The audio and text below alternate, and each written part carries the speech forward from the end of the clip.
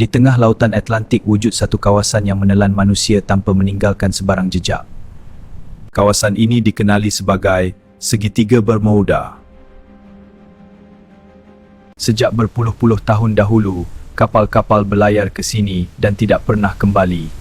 Pesawat yang melintasi kawasan ini pula terputus hubungan secara tiba-tiba sebelum hilang daripada radar.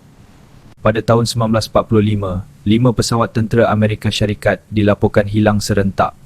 Rakaman terakhir menyebut kompas berpusing tanpa arah, seolah-olah sistem navigasi gagal berfungsi. Ada yang berpendapat medan magnet di kawasan ini tidak stabil. Ada juga yang percaya kapal dan pesawat ditelan ombak gergasi. Namun terdapat teori lain yang lebih menggerunkan. Mungkin mereka tidak benar-benar hilang. Tiada bangkai ditemui, tiada mayat dijumpai, hanya lautan luas dan kesunyian. Segitiga Bermuda bukan tempat untuk tersalah haluan.